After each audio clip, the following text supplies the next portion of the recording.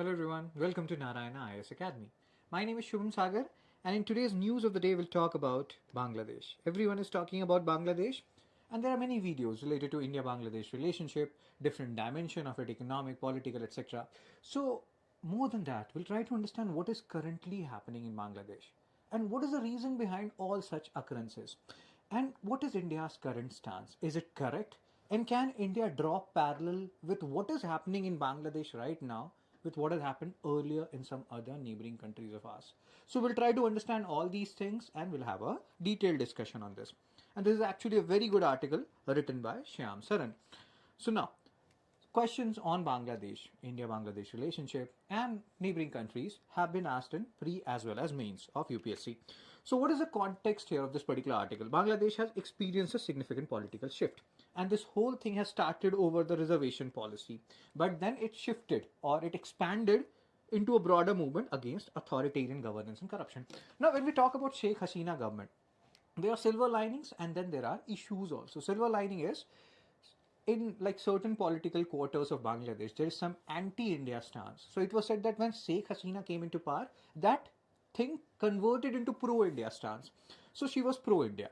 Many political experts believe that. But one thing, and under her regime, Bangladesh transformed into a like one of the major emerging economies of Asia, rather South Asia, you can say that. So all these things are good things associated with Sheikh Hasina. One very critical aspect of Sheikh Hasina government was authoritarian governance or restriction of freedom of speech and expression, and various political experts, analysts have pointed towards that. So again, maybe she didn't get the gist behind, and sometimes what happens when, and there is a lesson to be learned here as well, that these protests started against the reservation system, and they, I think he called them traitors, and if she called them traitors or something, you cannot label everyone as like one or the other. So we should be very mindful of all these things, because it has happened here, it can happen anywhere else as well. So again, there is a lesson to be learned here in this particular case. So Bangladesh army has taken control, promising an interim government to facilitate free and fair elections.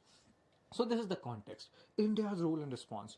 India is like saying that this is the internal matter of Bangladesh. We are watching all the events closely, and again, whatever India is doing is very like is it's the most opportune thing to do right now, because similar kind of thing has happened in Nepal in 2006, where the people were not happy with the monarchical rule which was ruling there, as the name suggests, and India was not like India supported the popular will in Nepal. Same thing can happen here in Bangladesh as well. Khaleda Zia, and there are different news coming from Bangladesh that she will be released soon.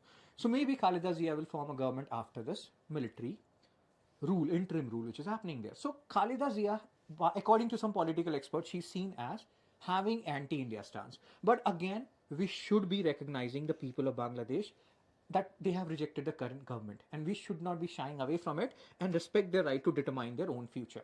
And whether that future is under Khaleda Zia or military government, that we have to wait and watch. So historical relationship between India and Bangladesh. We have talked about it that under Sheikh Hasina, India-Bangladesh relations improved, enhancing regional peace and economic integration. Bangladesh no longer harbored anti-India sentiments and benefiting India's northeast. There were different railway corridors, infrastructure projects which were being carried out, because northeast there is an issue there, chickens corridor, connectivity issue, and because we have good relations, so-called good relations with Bangladesh, so infrastructure projects started in northeast, and that would have continued if this particular political turmoil had not occurred. But again, we have to take things as they come. So collaborative projects advanced mutual economic interests, and India became a major power supplier to Bangladesh. So these are some facts which you can add in your answer. Like, what are the different dimensions? Economic and strategic considerations. The author of this article, he's saying that all these things should continue irrespective of which new political power comes in Bangladesh. And here we can learn from Afghanistan also. We're not very happy with Taliban, but right now we are having talks with Taliban. So we should not be having any strict set of rules and regulations which we are guiding by. We should be going with the flow, which we are doing right now. We are following the wait and watch policy. So the long-term economic ties established between India and Bangladesh should endure the change in government.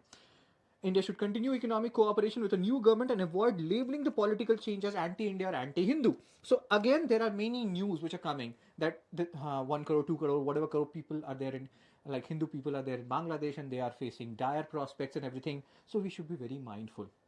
and we should not be means terming this as anti-Hindi or anti-Hindu, which means we should be a little bit mindful of these labelings, and that can like impact India-Bangladesh relationship later on. So Pakistan and China may exploit the political change to challenge India's influence. But again, these things will happen. But we have a very major, a big advantage. And that advantage is from our, like, if you see the map. So Bangladesh shares borders with India and Myanmar. So we can watch. And this is actually a challenge as well as an advantage for us. Challenge, we all know how this Bangladesh border is a challenge for us. Lots of people coming to Assam, West Bengal illegally mostly, and that is a major challenge. But this is also an advantage because more than Pakistan and China, we can have a closer look at all these Bangladesh borders, and accordingly, we can keep a tab on that. More than Pakistan or China, we have major control over like occurrences which is happening in Bangladesh. We can have a say in that indirectly, and we can have a look at that. Even if we are not having a say in that, we can have a look at that. And this thing, this border which we are sharing with Bangladesh, is also an advantage for us in that regard. Hope you're understanding this.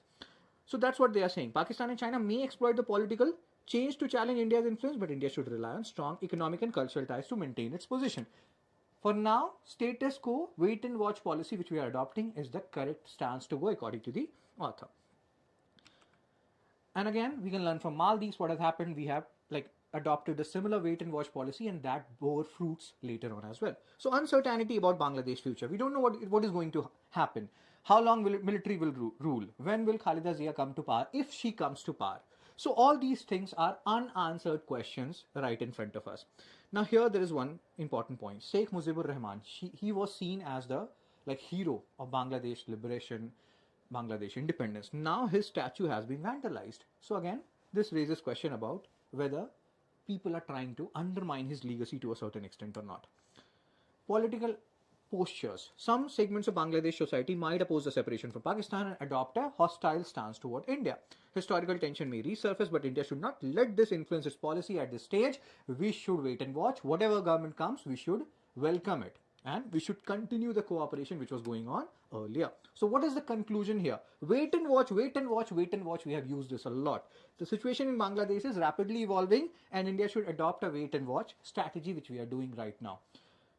Sometimes when you're doing nothing, you still are doing something. And that is what this author is stressing on. So India should maintain friendly relations and be prepared to respond diplomatically as events unfold. And again, this wait and watch policy is the need of the hour. And whatever way things unfold, India will accordingly react to that. If you like this particular video, do like, share and subscribe, and keep watching Narayana IAS Academy YouTube channel. Thank you. Take care. Be blessed.